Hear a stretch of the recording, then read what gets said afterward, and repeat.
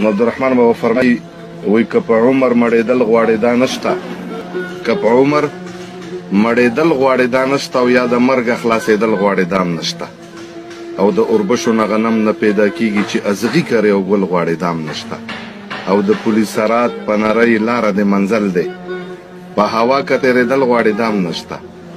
نو د نیکو بدو تلل به په انصاف وي، که درانه درانه تلل غواړې دا هم نشته.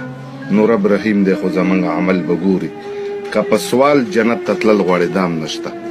نو ته دې هم تیاری وکړه مسلمانه، همیشه که اوسېدل غواړې دا هم نشته. مرسلان پیغمبران مرګي خاموش کړل، په چل ول سره که تلل غواړې دا هم نشته. او د طاقتور مرګي خلاصۍ نشته رحمانه، واپسۍ کې که راتلل غواړې دا هم نشته.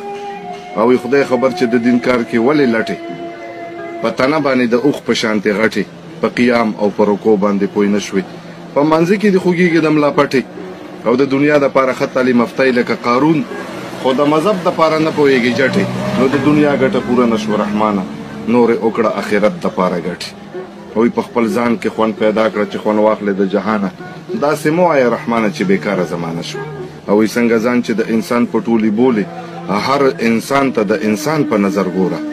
او په دنیا کې که د سل چته مکان وي، مکان نه دی، مقبرې ته د مکان په نظر ګوره. نو دوباره دې راتله نشته په دنیا، عمدن دې وار دی که دروغ کړې که رښتیا.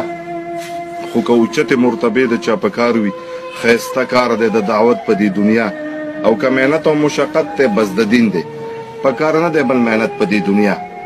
نو دا خبرې زه خپل ځان ته کړم یارانو، نه مې کار نه مې غرض ته په بل چا، خو نوم دا ستا او د بل اخلم ځان ته وایم دلګیر مه شي که مې نوم واخېسته ستا. او د قیامت په ورځ به دا پوښتنه نه وي چې ته زوی وې د فلاني که د فلانا.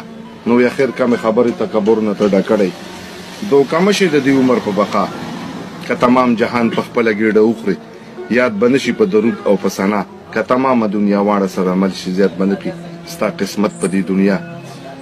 نو د ورخ نه تېرې اوبه په بېرته نه جاروزي، نه جاروزي تېر ساعت په بېرته بیا، او تېر ساعت په مثال مړی د لحد دی، مړي چا دي ژوندي کړي په جړه.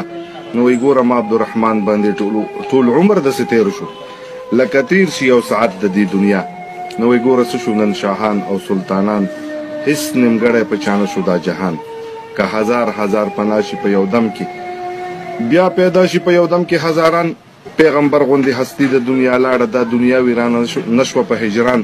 او چې دا داسې خلک لاندې شو تر خاورو د چا یاد دي ما او تا غوندې سګان. نو بوی د نوم او د نشان یې پاتې نه شو چې دعوې به یې کړې د نوم او د نشان.